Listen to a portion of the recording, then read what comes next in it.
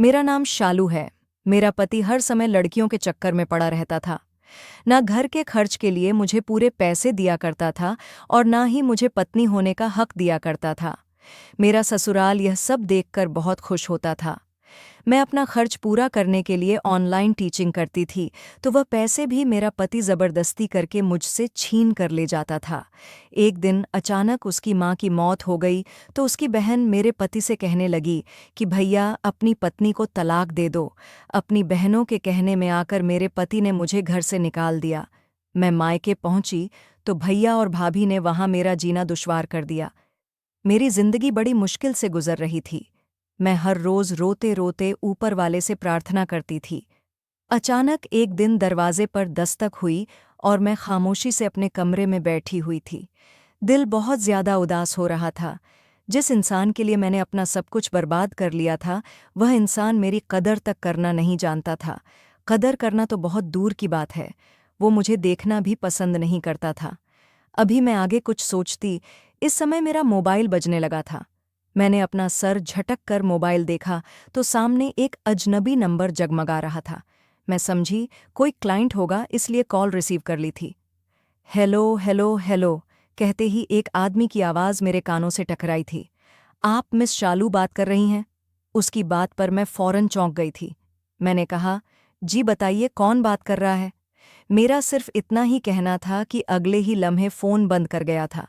मैं हैरानी से स्क्रीन को देखने लगी थी। क्या सिर्फ यही पूछने के लिए फ़ोन किया गया था? मैं अपना सर झटक कर कमरे से बाहर आ गई थी। मेरी दोनों नंदे कुर्सियों पर बैठी हुई अपने कॉलेज का असाइनमेंट बना रही थी। एक लम्हे के लिए मेरे दिल में ख्याल आया कि मैं उनकी मदद कर देती हूँ, मगर अगले ही पल मुझे उनका व्यवहार याद आ गया था और मैं चुपचाप किचन की तरफ चली गई थी। कहने को तो मेरी शादी को पूरे 4 साल गुजर गए थे, लेकिन कोई एक भी ऐसा दिन नहीं था जिसमें मुझे तकलीफ न मिली हो। शादी की अगली सुबह ही मुझे इस बात का अंदाज़ा हो गया था कि अगर मुझे यहाँ पर रहना है और अपनी ज़िंदगी गुजारनी है, तो हर कीमत पर गुजारा करना पड़ेगा। हर बात पर समझौता करना पड़ेगा। पति के होते हुए बिना पति के रहना पड़ेगा और आज पूरे 4 साल हो गए थे। मैं इसी हिसाब से चलती आ रही थी। अभी मैं अपने ख्यालों में आगे और डूबती, जब अचानक बाहर से मेरी नंद की आवाज़ आई थी। भाभी अगर चाय बना रही हो तो हम दोनों के लिए भी बना लेना, और अगर नहीं बना रही तब भी हमारे लिए बनाकर दे दो। हमें काम करना है। उसकी बात सुनकर मैंने कोई जवाब नहीं दिया था, बस खामोशी से चाय का पानी चढ़ा दिया था। बेवजह मैं कोई ऐसी उल्टी सीधी बात करके अपनी जिंदगी और खराब नहीं करना चाहती थी। लेकिन मुझे पता ही नहीं था कि आज आई हुई फ़ोन कॉल मेरी जिंदगी को कितनी मुश्किल में डालने वाली है। कुछ ही देर में चाय बनाकर मैं बाहर आ गई थी, लेकिन अगला लम्हा मेरे लिए बहुत ज्यादा अजीब था। मेरी दोनों नंदे मेरा मोबाइल अपने हाथ में लेकर इंटरेस्ट लेते हुए ऐसे क्या देख रही थीं कि उनके चेहरे के एक्सप्रेशन अजीब से अजीब होते जा रहे थे। मैं उनके सामने चाय रखकर बोली कि किसी की बिना परमिशन के किसी का मोबाइल इस्तेमाल करना अच्छी बात नहीं होती है। मेरा मोबाइल मुझे दो। जबकि वह मेरी तरफ देखते हुए बोली, अब यह मोबाइल तो हम भैया को देंगे जो गुलाब खिला रही हो। अब भैया ही आपका दिमाग ठीक करेंगे। आपने कैसे सोच लिया कि हमारे घर की बहू होकर आप हमारा मुंह काला करवाओगी? उसकी बात सुनकर मैं भड़क उठी थी और उसको देखते हुए कहने लगी कि दिमाग तो ठीक है तुम्हारा, कितनी बेहुदा बातें कर रही हो तुम। मैं तुमसे कितनी बड़ी हूं, उम्र में भी और रिश्ते में भी। जबकि वह मुझे देखते हुए बोली कि आपकी उम्र और रुतबा आज भैया ठीक करेंगे। आज आपको पता चलेगा कि असली सज़ा क्या होती है। आप लड़कों से चक्कर चला रही हो। ऑनलाइन क्लास की ऐड में आपने अपने बॉयफ्रेंड बनाए हुए हैं। आज तो आपको कोई नहीं बचा सकता। उसकी बात सुनकर मेरे पैरों तले से ज़मीन निकल गई थी। मेरी जान हथेली पर आ गई थी। मैं उसको देखते हुए बोली, क्यों बदतमीजी कर रही हो? मेरा मोबाइल मुझे दो। जबकि वह सर नहीं में हिलाते हुए बोली, कौन है आपका जान बाबू? मेरी जिंदगी, मेरा सब कुछ जो ऐसे शब्द दे रहा है। उसने अचानक ही स्क्रीन मेरी तरफ घुमाई थी। सामने वही अननोन नंबर था जिससे कुछ देर पहले मेरी बात हुई थी। अब उसके इनबॉक्स में कई अजीब घटिया मैसेजेस थे, जहां पर ज्यादातर मैसेज एक था कि आपकी आवाज़ का तो मैं दीवाना हो गया हूँ। आपकी आवाज़ जैसे मैंने कोई आवाज़ सुनी ही नहीं है।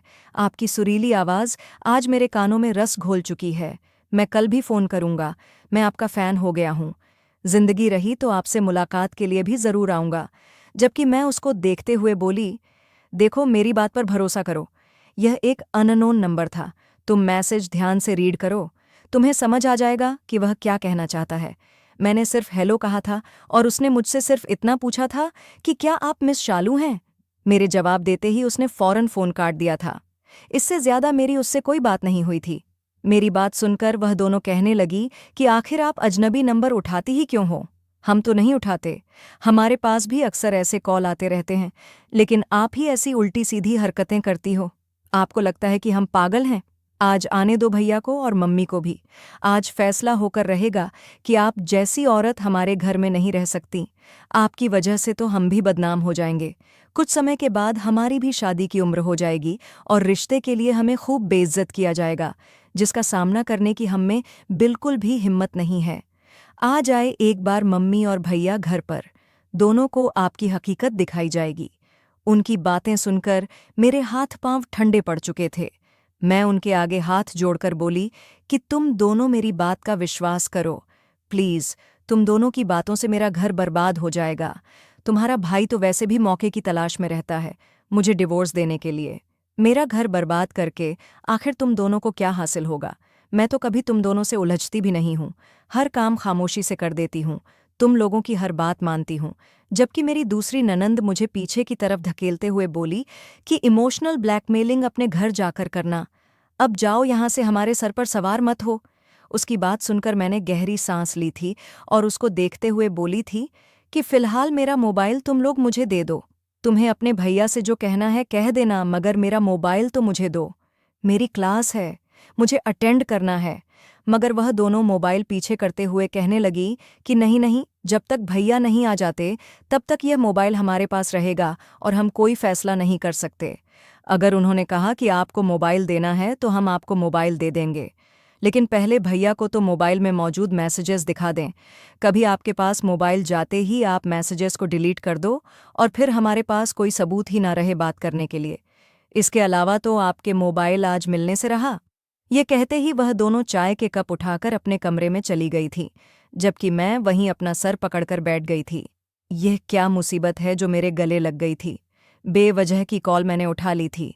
मैं दिल ही दिल में अब तय कर चुकी थी कि मैं मर जाऊंगी, लेकिन अब किसी अननोन नंबर की कॉल रिसीव नहीं करूंगी। मैं रोते रोते कमरे में आकर बैठ गई थी।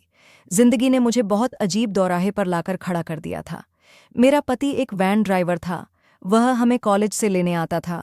मेरे साथ ही कई लड़कियां भी हुआ करती थीं और कई लड़कियां मेरे पति को पसंद भी करती थीं, क्योंकि वह शक्ल सूरत का अच्छा था, कम उम्र का था और उसकी स्मार्टनेस देखकर कोई भी नहीं कह सकता था कि वो एक वैन ड्राइवर है।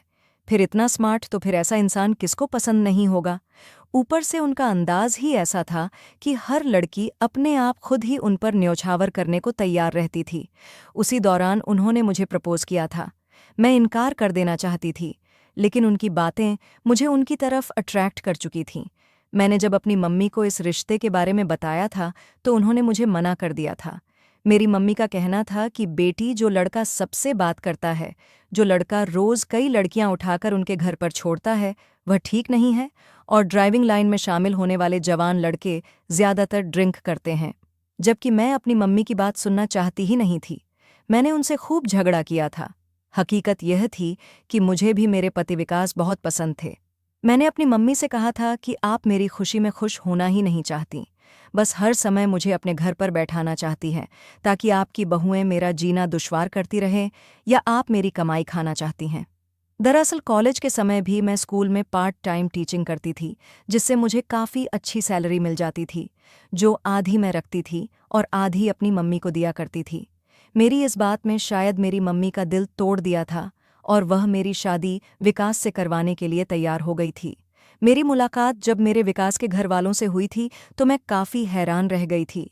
उनकी फैमिली बहुत ही अजीब टाइप की थी।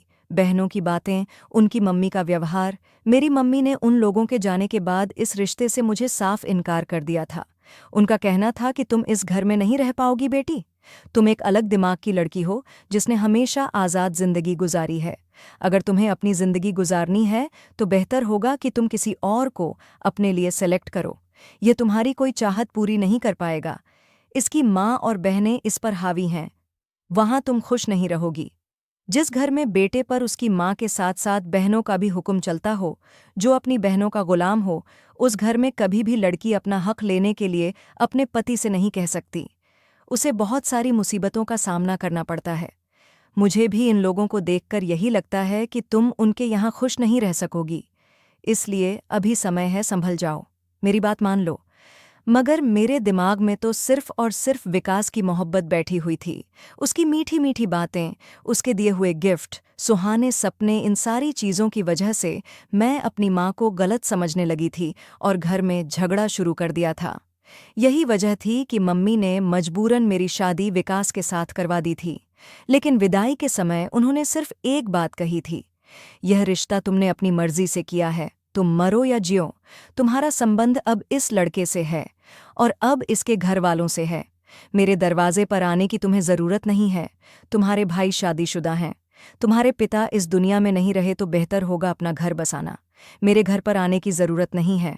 उनकी बातें मेरा कलेजा चीर गई थीं। वो मेरी माँ थीं, मुझे ऐसे कैसे बोल सकती थी? लेकिन शायद मेरे शब्द, मेरा व्यवहार उन्हें भी मुझसे लाचार कर चुका था। उनकी बात ना मानकर उन्होंने मजबूरी में यह सब कुछ कह दिया था। हालांकि मेरी शादी काफी धूमधाम से की गई थी। मम्मी ने मुझे दहेज में एक एक चीज दी थी।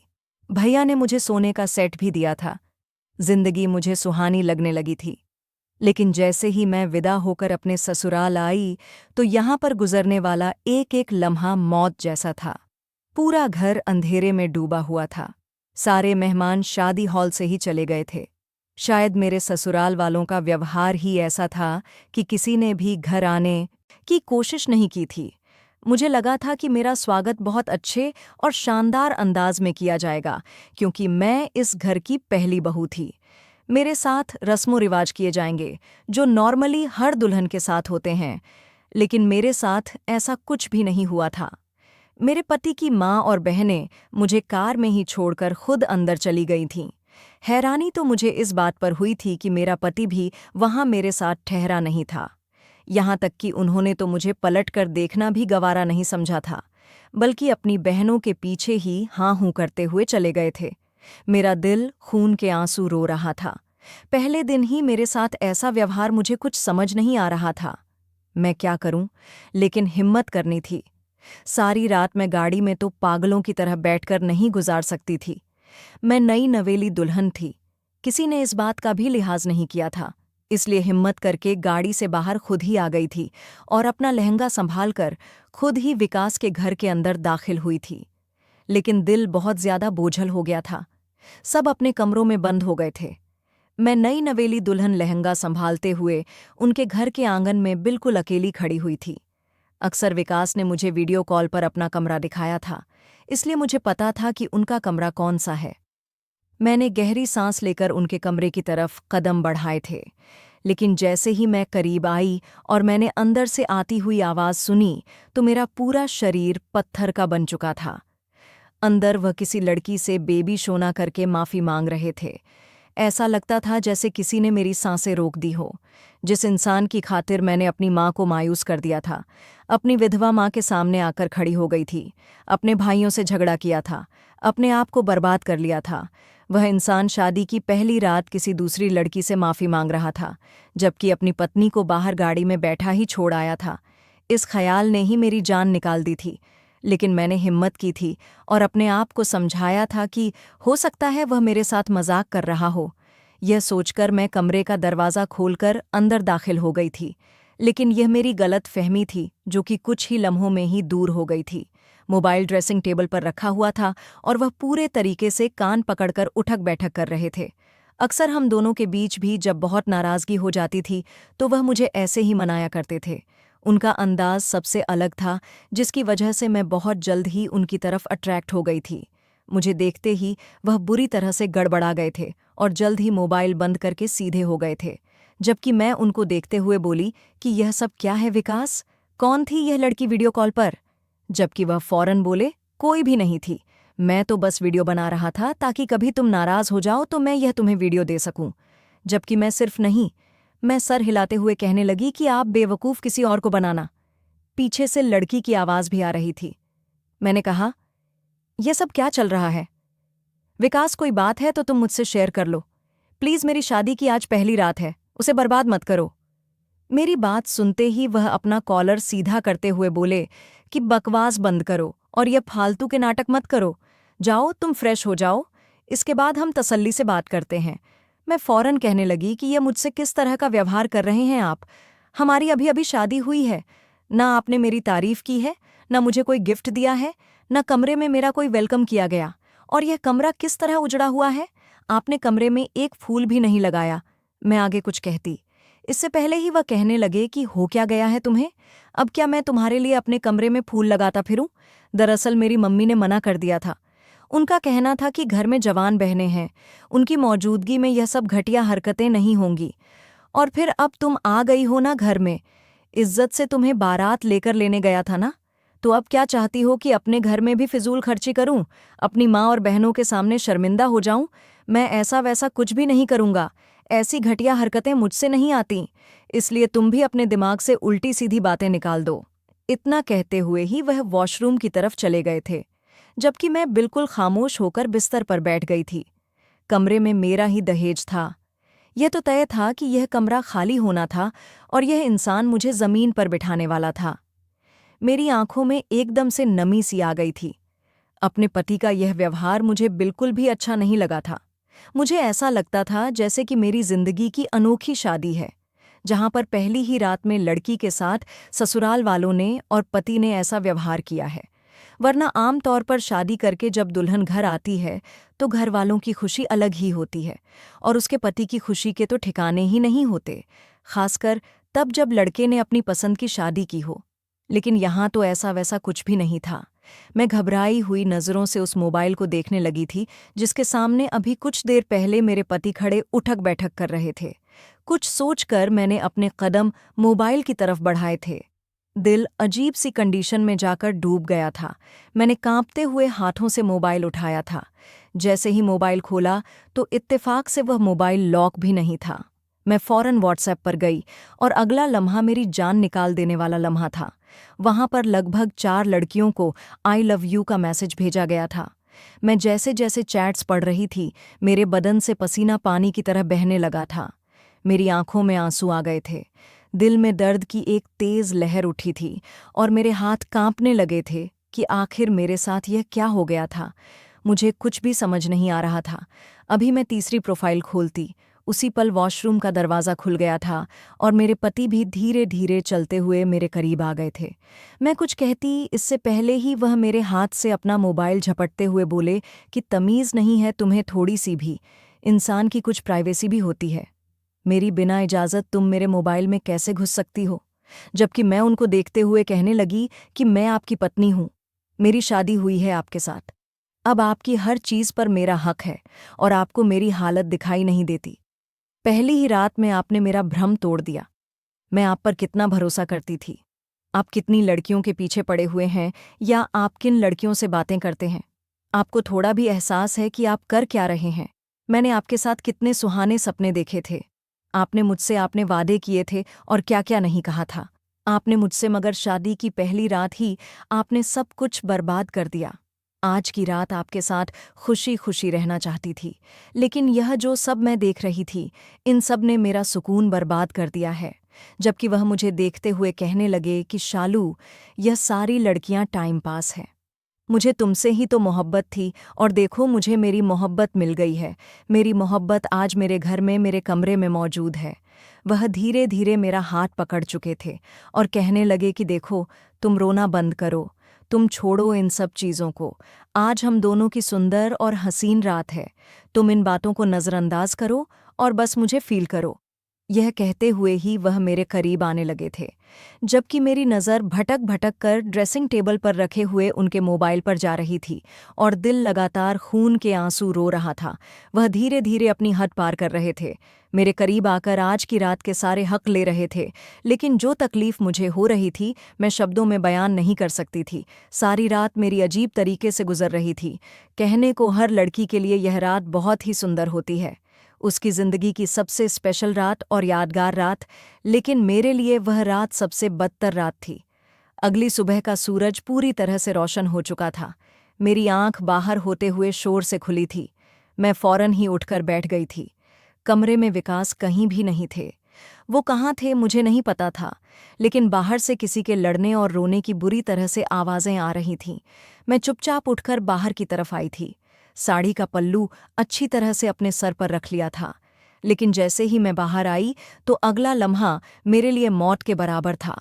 एक लड़की मेरे पति के साथ लगकर खड़ी हुई थी और लगातार बुरी तरह से रोई जा रही थी, जबकि मेरे पति उसको थाम कर संभालने की कोशिश कर रहे थे। उसकी बातें सुनकर मुझे अपने कदमों तले से जमीन निकलती हुई महसूस हुई थी, जबकि अपने कानों पर विश्वास नहीं हो रहा था कि मेरा पति इतना घटिया इंसान निकल सकता है। वो लड़की रोते रोते कह रही थी कि विकास, आप मेरे साथ ऐसा नहीं कर सकते। मैंने आपकी खातिर अपने 2 बच्चे बर्बाद कर दिए, अपने आप को आप पर न्योछावर कर दिया। मैंने अपना घर तक छोड़ दिया और आप मेरे अलावा किसी और से शादी करके बैठ गए हैं। आपको कभी भी माफ़ नहीं करूंगी। मैं आपके खिलाफ पुलिस में कंप्लेंट करूंगी। आप क्या समझते हैं खुद को? आपने मेरे साथ धोखा किया है, बेवफ़ाई की है, मेरा फ़ायदा उठाया है। उसकी बात से विकास बुरी तरह से डर गए थे। वो उसका चेहरा बार बार थाम कर उसे खामोश रहने का बोल रहे थे। मैं यह सब अपनी आंखों से देख रही थी। मुझे घुटन महसूस होने लगी थी। ऐसा लगता था जैसे कोई मेरा गला दबा रहा हो। मेरी सांस रुक रही थी।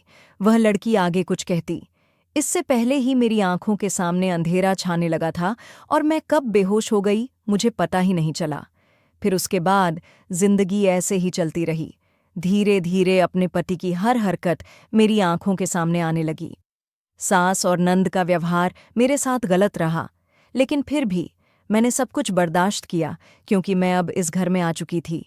पीछे सारी कश्तियां जलाकर आई थीं, इसलिए आगे मेरे पास अब कोई दूसरा रास्ता नहीं था। यह सब कुछ देखकर भी अनजान बनी रही और इस घर में अपने पति की बेवफाई, धोखेबाजी के किस्से बर्दाश्त करती रही। अब भी मैं आगे और ख्यालों में डूबती, जब अचानक मेरे कमरे का दरवाज़ा जोरदार आवाज़ से खुला।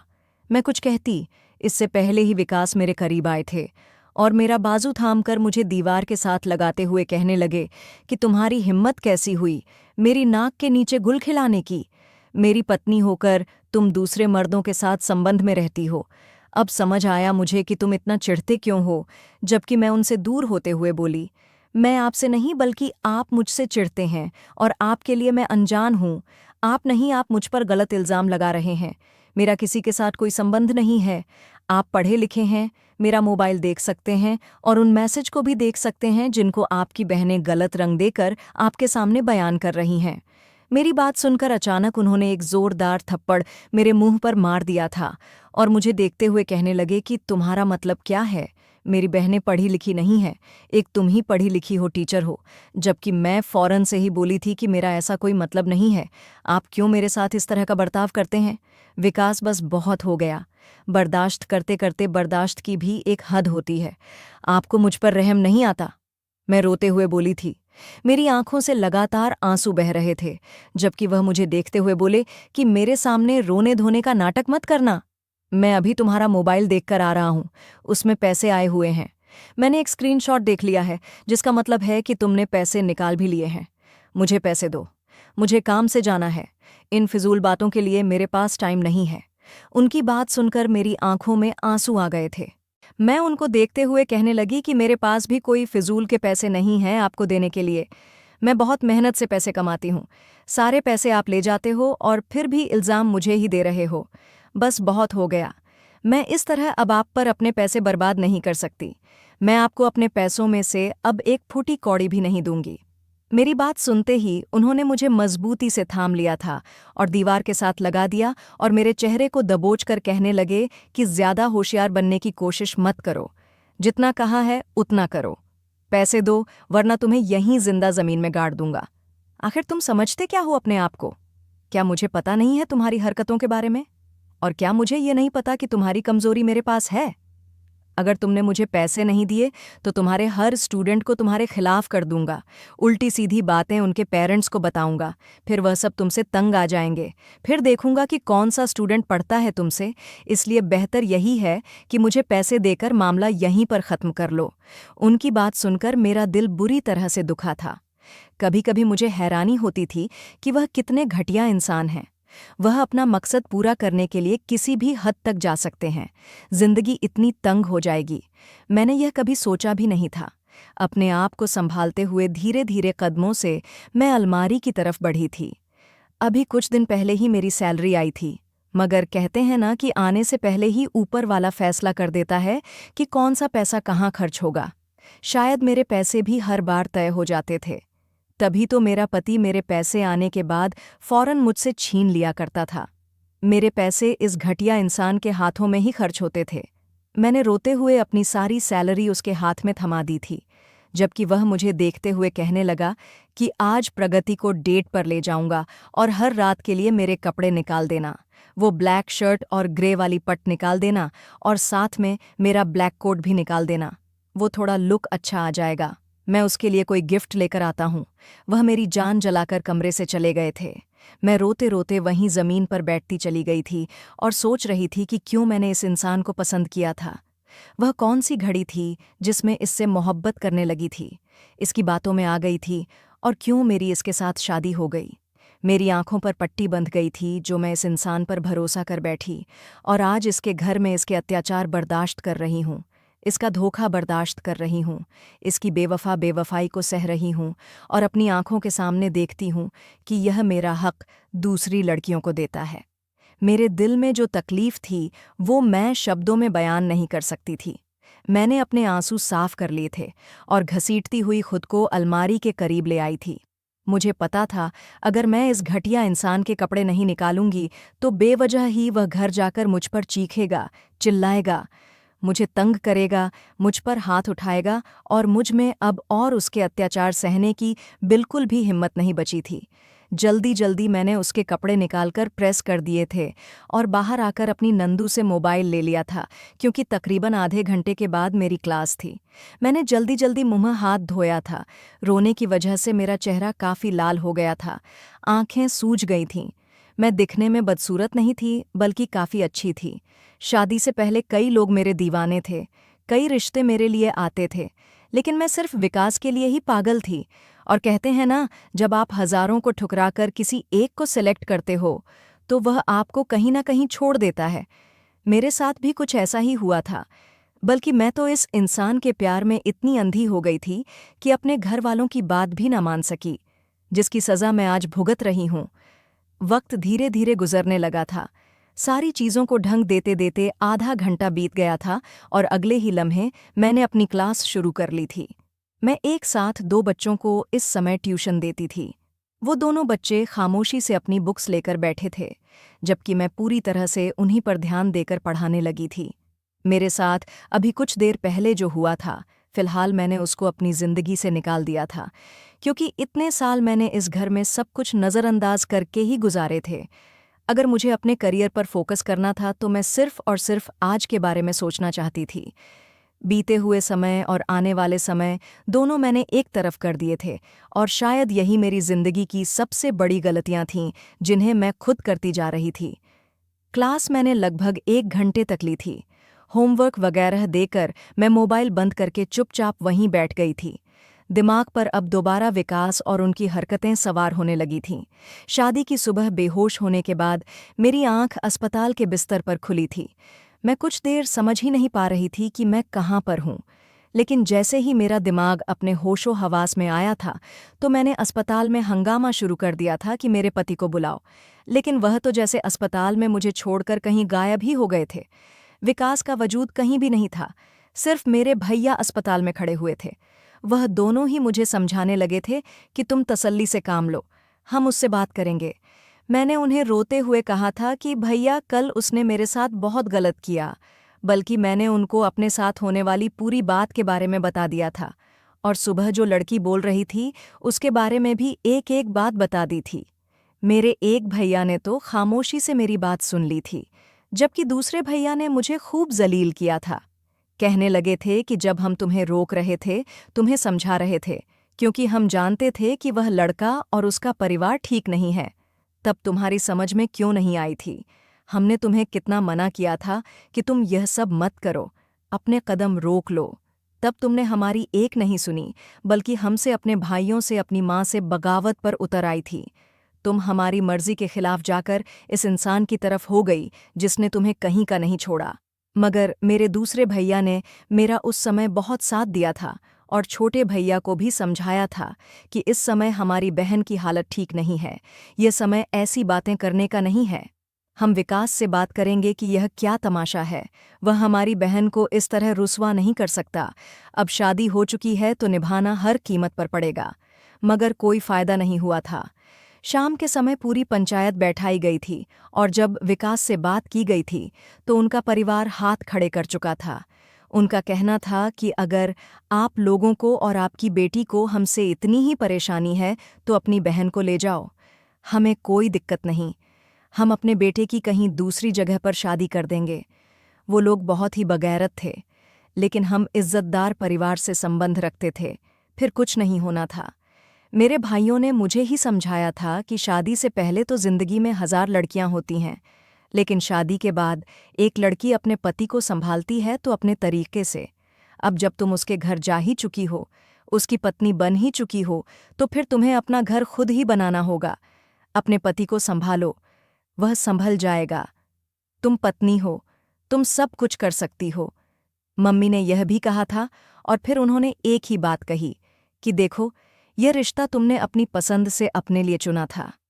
अब तुम्हारे साथ जो भी होता है यह तुम्हारी अपनी परेशानी है, तो मुझे या अपने भाइयों को घड़ी घड़ी तुम परेशान नहीं कर सकती। अब जाओ और अपने ससुराल में जैसे तैसे एडजस्ट करो, अब कुछ नहीं हो सकता। उनकी बातें मेरे कलेजे को चीर गई थीं, मगर उन्होंने शादी से पहले भी मुझे कई बार यह बात समझाई थी कि जो इंसान ड्राइवर होने के बावजूद ऐसी हरकतें कर रहा है, यकीनन वह कहीं और भी मुंह मार चुका होगा। लेकिन मैं अक्ल की अंधी अपने घरवालों के ही खिलाफ होकर इस अजनबी पर भरोसा कर चुकी थी, जिसने मेरी जिंदगी बर्बाद करने का फैसला कर लिया था। पंचायत होने के बाद मेरी पहचान को मेरे ससुराल वालों ने 2 कौड़ी का करके रख दिया था। शादी की अगली रात मुझे लगा था कि मेरे पति अपनी हर गलती पर पछतावा करेंगे, मगर वह तो कमरे में आए ही नहीं थे। अगली सुबह जब मैंने अपनी सास से उनके बारे में पूछा तो उन्होंने सिंपल शब्दों में जवाब दिया कि वह तो अपनी किसी गर्लफ्रेंड के साथ नैनीताल गया हुआ है, लगभग 2 दिन के बाद आएगा। तुम जाकर किचन संभालो, तुम इस घर की बहू हो, बहुओं का काम घर के काम काज करना और किचन संभालना ही होता है। जबकि मैं हैरानी से अपनी सास को देख रही थी, वह ऐसे कैसे कह सकती थी? ऊपर वाले ने उनको भी 2 बेटियां दी थीं, ये बात वो क्यों भूल गई थी? मैं रोते हुए कहने लगी कि मम्मी जी, आप तो माँ हैं ना अपने बेटे की, तो फिर आप उन्हें समझाती क्यों नहीं हैं? आप अपने बेटे को पाप की तरफ क्यों धकेल रही हैं? मैं पत्नी हूँ उनकी, वो आखिर मेरे साथ ऐसा कैसे कर सकते हैं? जबकि मेरी बात पर मेरी सास सिर्फ इतना ही बोली थी कि मैं कुछ नहीं कर सकती, यह तुम दोनों का आपस का मैटर है, मैं मजबूर हूँ, वो इस घर का खर्च चलाता है, अब वो क्या करता है क्या नहीं यह उसकी परेशानी है। अब जवान औलाद पर हम डंडे का जोर तो नहीं रख सकते ना। उनकी बातें मुझे बहुत ही उदास कर गई थीं, मगर मैंने फिलहाल खामोशी जाहिर की थी और यही खामोशी मेरे गले का फंदा बन गई थी। वक्त की रफ्तार धीरे धीरे गुजरती जा रही थी और मेरे पति की हरकतें बिल्कुल भी बदलने को तैयार नहीं थीं। न वह मुझे पत्नी होने के हक देते थे, न घर का खर्चा देते थे, न इज्जत देते थे, न मेरी कदर करते थे। 1 साल तो मैंने बड़ी मुश्किल से अपनी मम्मी से पैसे मांग मांग कर अपना गुजारा किया था, लेकिन अब मुझे शर्म आने लगी थी, इसलिए मैंने काम तलाश करना शुरू कर दिया था। मेरे पास मोबाइल था और पढ़ाने की स्किल भी थी। अपने प्रिंसिपल से बात करके मुझे कुछ ट्यूशन मिल गए थे, जिन्हें मैं घर बैठकर ही देने लगी थी, और जैसे ही यह खबर मेरे पति को हुई तो वह मुझसे बहुत खुश हुए थे। मगर मुझे पता ही नहीं था कि इस खुशी के पीछे आखिर क्या राज है। 1 महीना गुजरने के बाद जैसे ही मेरी पहली सैलरी मेरे हाथों में आई तो उन्होंने सारे पैसे मुझसे छीन लिए थे। उनका कहना था कि तुम इस घर में रह रही हो, यहाँ का खा रही हो, यहाँ की हर चीज़ इस्तेमाल कर रही हो, यहाँ रहते हुए तुम्हें कोई परेशानी नहीं है, इसके लिए तुम्हें यहाँ रहना है तो कुछ तो देना ही पड़ेगा। अब अगर तुम कमाना शुरू कर चुकी हो तो मेरी मदद करो, मैं कब तक वैन चलाता रहूँगा? मुझे अपना बिजनेस करना है और तुम अच्छे अच्छे ट्यूशन पकड़ो ताकि हमारी जिंदगी में बाहर आ जाए। उनकी बात सुनकर मुझे बहुत अजीब लगा था। मैंने अपने होंठ बंद कर लिए थे। वैसे भी इस इंसान से कुछ भी कहना बेकार था। कुछ महीनों तक मैंने यह तमाशा बर्दाश्त किया था, मगर धीरे धीरे मुझे भी चालाकियां समझ आना शुरू हो गई थीं। आधी सैलरी मैं अपने पति के सामने रख देती थी और बाकी की आधी सैलरी मैं छुपा लिया करती थी ताकि मेरे पास कुछ पैसे बच सके। लेकिन मुझे अपनी मम्मी पर अफसोस होता है। जानती हूं कि मैंने बहुत बड़ी गलती की थी, एक ऐसी गलती जिसकी कोई माफ़ी नहीं है। लेकिन अगर मेरी मम्मी चाहती तो मुझे इस आदमी से शुरू में ही अलग करवा सकती थी, मेरी और कहीं पर शादी करवा देती। मेरे साथ यह सपना होता। मगर शादी के 2 साल बाद मेरी मम्मी की मौत हो गई थी। वह इस दुनिया से बहुत ही जल्द विदा हो गई थी और असली तमाशा उसी के बाद शुरू हुआ था। मेरे पति को जो थोड़ा बहुत डर मेरे मायके का था, वह पूरी तरह से मिट गया था। मेरे भाइयों को मुझसे कोई मतलब नहीं रहा था। वह अपनी जिंदगियों में मग्न रहते थे। उनकी पत्नियां थीं, उनके बच्चे थे। बहन किस हाल में है, उन्हें कोई फर्क ही नहीं पड़ता था। और फिर जिंदगी मुझे एक ऐसे मोड़ पर ले आई थी कि मैं अब कमा रही थी, तभी खा भी पा रही थी, क्योंकि मेरे पति कुछ नहीं करते थे। सिर्फ और सिर्फ चक्करबाजियां करना उन्होंने अपना काम बना लिया था। अगर कोई अमीर लड़की मिल जाती तो अच्छा खा लिया करते थे, और अगर नहीं मिलती तो मैं ही पूरे घर का खर्चा चला रही थी। लेकिन इसके बावजूद भी मुझे जूते की नोक पर रखा जा रहा था। अभी मैं अपने ख्यालों में डूबी हुई थी जब अचानक किसी ने मेरे कमरे का दरवाज़ा जोर जोर से पीटना शुरू कर दिया। मैं फौरन घबरा कर खड़ी हुई थी। दरवाजे पर मेरी नंद खड़ी हुई थी। वो मुझे देखते हुए बोली कि भाभी, देखो ना, पता नहीं मम्मी को क्या हो गया है। जब से मासी के घर से आई हैं, आंखें ही नहीं खोल रही हैं। और अभी तो उन्होंने अजीब अजीब आवाज़ें भी निकाली थीं और अब बिल्कुल ठंडी पड़ चुकी हैं। अपनी नंद की बात सुनकर मेरी जान होठों पर आ गई थी। जिस तरह का नज़ारा उसने मुझे बताया था, वह मेरी आत्मा को हिला चुका था। मैं फौरन दौड़ती हुई बाहर आई थी और अपनी सास के कमरे की तरफ भागी थी। मगर मेरी नंद के कहने के मुताबिक वह सच में ठंडी पड़ चुकी थी। उनकी मौत हो गई थी। हम फौरन उनको अस्पताल लेकर भाग गए थे। मैंने अपने पति को भी रास्ते में फ़ोन कर दिया था। वह भी डायरेक्ट हॉस्पिटल पहुंच गए थे। मगर हमें वहां जाते जाते बहुत देर हो गई थी। मेरी सास भगवान को प्यारी हो चुकी थी। घर में चारों तरफ दुख का माहौल छा गया था। उनकी दोनों बेटियों की हालत बहुत खराब थी। यही हाल मेरे पति का भी था, मगर ऊपर वाले की मर्जी के आगे हम कुछ नहीं कर सकते। जिंदगी देने वाला और जिंदगी लेने वाला सिर्फ वही है। वक्त अपनी रफ्तार के साथ चलता रहा था। मेरी सास की मौत को आज पूरे 2 हफ्ते बीत गए थे। आज मैंने अपनी पहली क्लास ली थी, मगर मुझे बिल्कुल भी आइडिया नहीं था कि घर में कैसा तूफान खड़ा होने वाला है। क्लास लेना मेरे लिए कितना तकलीफदेह होगा। अभी मैं फ्री ही हुई थी जब मुझे बाहर से चीखने चिल्लाने की आवाज़ आने लगी थी। मैं दौड़कर बाहर गई तो मेरी दोनों नंदे अपने भाई से लड़ रही थीं। मैंने ध्यान दिया हुआ था कि मामला मुझसे ही जुड़ा हुआ है। मेरी छोटी ननंद मेरे पति को देखते हुए कहने लगी कि भैया, अगर आपने इस औरत को अभी के अभी नहीं छोड़ा तो हम दोनों बहनें ये घर छोड़कर चले जाएंगे। हम कमाएंगे, हम इस घर को चलाएंगे, लेकिन इस लड़की को हम अपने घर में बिल्कुल भी बर्दाश्त नहीं कर सकते। इसी की वजह से हमारी माँ मर गई है। अगर यह कमरे से जल्दी बाहर आ जाती तो वह बच जाती। यही कसूरवार है उनकी मौत की, जो टाइम पर उनको अस्पताल लेकर नहीं गई। आज देखो, हमारी माँ को मरे हुए सिर्फ 2 हफ्ते हुए हैं और यह अपने काम पर लग गई है। इसको बिल्कुल भी लाज शर्म नहीं है। जबकि मैं फौरन कहने लगी कि अगर काम नहीं करूंगी तो घर का चूल्हा कैसे जलेगा और मैं कौन सा नाच रही हूं। कमरे के अंदर बैठकर क्लास ही तो ले रही थी ना। अभी मैं आगे कुछ कहती, इससे पहले ही मेरे पति करीब आए थे और मेरे चेहरे पर एक जोरदार थप्पड़ मारकर बोले कि मैं तुम्हारे साथ रहना ही नहीं चाहता। तुम जैसी औरत किसी का दुख नहीं समझ सकती। मैं तुम्हें डिवोर्स देता हूं। जल्द ही तलाक के पेपर तैयार करवा लूंगा, लेकिन तुम्हें इस घर में नहीं रखूंगा। ये शब्द जैसे थप्पड़ की तरह थे, जो मेरी 4 साल की बर्दाश्त पर पड़े थे। मैं हर दिन एक उम्मीद पर जीती थी कि कभी तो मेरे पति को मुझसे मोहब्बत होगी, कभी तो वह अपनी हरकतों से बाज आ जाएगा। मगर मुझे बिल्कुल भी आइडिया नहीं था कि पासा इस तरह से भी पलट जाएगा और मेरे पास कुछ भी नहीं बचेगा। मैं कुछ समझती इससे पहले ही मेरी दोनों नंदे अपने भाई से कहने लगी कि भैया, इसे बाहर निकाल दो। मेरा पति अभी आगे बढ़ता। उन्होंने खुद ही मुझे धक्के देकर बाहर निकालना शुरू कर दिया था, जबकि मैं अब रोने लगी थी कि मैं कहाँ जाऊंगी। भगवान के लिए मुझ पर रहम करो। मेरे पास अब ऐसा कोई घर भी नहीं है जो मुझे सहारा दे सके। लेकिन यह बात उनके लिए बहुत फिजूल थी। उन्होंने मेरा रोना पीटना बिल्कुल भी नहीं सुना था और मुझे बाहर निकाल दिया था। मेरे पास सिर्फ मेरा मोबाइल और कुछ सामान था। यह तो तय हो गया था कि मैं अपने मायके जाकर अपना सामान उठाने का इरादा रखती थी। लेकिन अभी फिक्र मुझे घर की हो रही थी कि पता नहीं मेरे भाइयों का रिएक्शन क्या होगा। फिलहाल मैं घर चली गई थी, लेकिन जब मैंने अपनी भाभियों को और अपने भाई को बिठाकर यह बात बताई तो उनका व्यवहार बहुत अजीब था।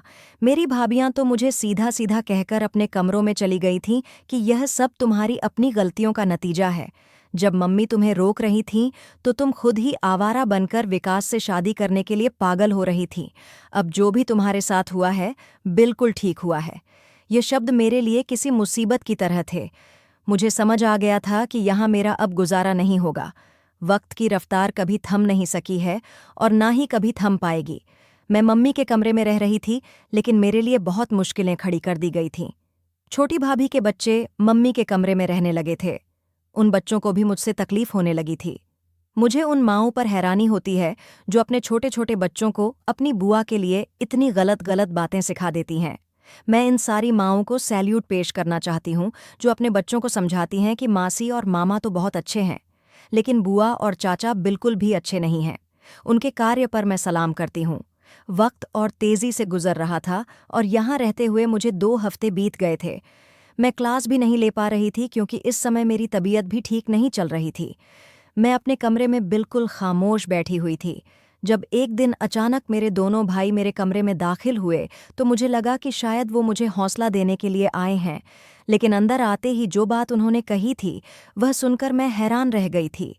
मेरे भैया का कहना था कि तुम्हारे पास पैसे होंगे, डॉक्टर से जाकर दवाई ले आओ, लेकिन जैसे ही तुम्हारी तबीयत बेहतर होती है उसके बाद तुम अपना बंदोबस्त कर लेना, क्योंकि हम तुम्हें अपने घर में और नहीं रख सकते। हमारे बच्चे हैं, हमारी प्राइवेसी डिस्टर्ब हो रही है। तुम कमाती हो तो अफोर्ड भी कर सकती हो। अगर हमारे पास कोई अच्छा रिश्ता हुआ तो हम तुम्हारी जल्द ही शादी भी करवा देंगे। मुझे पता था कि जुबान मेरे भाइयों की नहीं है, बल्कि उनकी पत्नियों की है। मैंने कोई जवाब नहीं दिया था। भला मैं उनसे उलझकर क्या करती। वक्त अपनी रफ्तार से बढ़ता जा रहा था। मैं आज ऊपर वाले से बहुत प्रार्थना कर रही थी। मुझसे अब यहाँ नहीं रहा जा रहा था।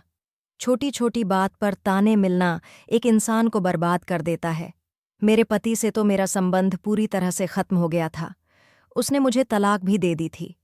उस दिन मैं गैलरी में ही बैठी हुई थी जब अचानक घर के दरवाजे पर दस्तक हुई। मैं कुछ देर तक अंदर किसी के आने का इंतजार करती रही थी, क्योंकि मेरी कमर में बहुत दर्द था और मुझसे उठा नहीं जा रहा था। मैंने सोचा कि कोई और दरवाज़ा खोल दे, मगर जब कोई नहीं आया तो बड़ी मुश्किल से मैं ही खुद उठकर दरवाज़ा खोलने के लिए चली गई थी और साइड में हो गई थी, क्योंकि सामने कोई अजनबी लड़का खड़ा हुआ था। मैं उससे कुछ कहती, इससे पहले ही वह कहने लगा कि मिस शालू हैं आप। अभी मैं आके कुछ कहती, वह कहने लगा, मैं आपका एक स्टूडेंट हूँ, अर्शब, जो कैमरा ऑफ करके आपके सामने आता है। कुछ लम्हे के लिए मैं कुछ बोल ही नहीं पाई थी। उसे एक स्टूडेंट से मैं पूरे 10,000 रुपये लेती थी और यह बहुत आराम से मुझे पेमेंट कर देता था। बहुत ही ज़्यादा पोलाइट और अच्छा इंसान था। इसकी उम्र थोड़ी ज़्यादा थी, इसीलिए यह कैमरा ऑफ रखता था। मैं कुछ कहती, इससे पहले ही वह बोला कि मुझे पता चला है कि आपकी डिवोर्स हो चुकी है। मैं आपके लिए अपना रिश्ता लेकर आना चाहता हूँ। आपके भाइयों से बात करने की कोशिश की है, लेकिन उनके पास आपके लिए टाइम नहीं है। अगर आपका इरादा हो तो आप प्लीज़ मुझसे कांटेक्ट कीजिए। मैं आपको बहुत खुश रखूंगा। मैं आपसे बहुत मोहब्बत करता हूँ। यह कहकर वह चला गया था, जबकि मैं बिल्कुल दंग रह गई थी कि आखिर यह क्या हुआ है। रश्म मेरे दरवाजे पर आया था। मेरे दिमाग में एकदम से वह अननोन नंबर आया था जिससे उससे कुछ दिन पहले कॉल आई थी। क्या यह वही इंसान था? कुछ सोच समझकर मैं अपने कमरे में आई थी और मैंने उसी नंबर को डायल किया था। कुछ लम्हे के बाद कॉल रिसीव हो गई थी।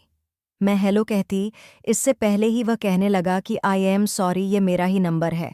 मुझे पता था कि आप जितनी समझदार हैं बहुत ही जल्द पकड़ लेंगी। वो मैसेज करने का मकसद सिर्फ आपको अपनी तरफ अट्रैक्ट करना था, लेकिन आप बहुत अलग टाइप की हैं। मैं फ़ौरन बोली कि मैं तलाकशुदा हूँ रश्भ, और तुम कुंवारे हो, जबकि वह फ़ौरन कहने लगा कि 4 साल से मैं आपका इंतज़ार कर रहा हूँ। ये मौका मैं हाथ से जाने नहीं दे सकता। मिस, उसकी बात सुनकर मुझे एक ज़ोरदार झटका लगा था। मैं कुछ कहती, इससे पहले ही वह आकर बोला कि मैं आपको बहुत पसंद करता हूँ। कॉलेज में आपके प्रोफेसर दीक्षित जी का बेटा हूँ। कई बार आपको कॉलेज में देखा था, लेकिन कभी हिम्मत नहीं हुई। फिर आपकी शादी हो गई और मुझे पता चला कि आप ट्यूशन पढ़ाना चाहती हैं। हालांकि मेरी पढ़ाई पूरी हो चुकी है। सिर्फ आपकी खातिर, आपकी आवाज़ सुनने की खातिर मैं आपसे ट्यूशन पढ़ता था। प्लीज़ मुझे इनकार मत कीजिए। मैं आपको बहुत खुश रखूंगा। मुझे आपकी ज़िंदगी के बारे में सब कुछ पता है। मैं फ़ौरन बोली कि तुम्हें कैसे पता सब कुछ? कुछ लम्हे वह खामोश रहा था और फिर कहने लगा, जिसे मोहब्बत की जाती है उनकी हर खबर भी रखी जाती है। यह कहते ही उसने फ़ोन बंद कर दिया था। मैंने फ़िलहाल कुछ नहीं कहा था। समय तेज़ी से गुजरता जा रहा था। मेरी तबीयत कुछ दिन के बाद ठीक हो गई थी। आरशब अपने पेरेंट्स के साथ मेरा रिश्ता लेकर आया था। मैं तो हैरानी रह गई थी।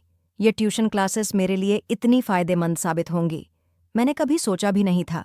कहते हैं ना कि जो लोग सब्र करते हैं, ऊपर वाला उनको सब्र का फल ज़रूर देता है। और मेरा फल आर्शब के रूप में मुझे मिल गया था, जिसने जिसने मेरी पूरी किस्मत बदल कर रख दी थी।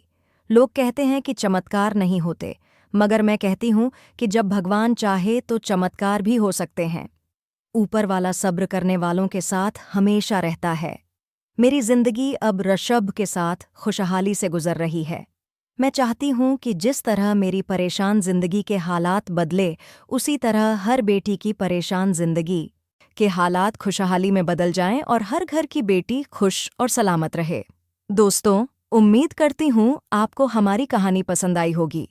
कहानी पसंद आई है तो वीडियो को लाइक करें, चैनल पर नए हैं तो चैनल को सब्सक्राइब करें और हाँ, नोटिफिकेशन बेल को ज़रूर दबाएं ताकि अगली अपडेट सबसे पहले आपको मिले।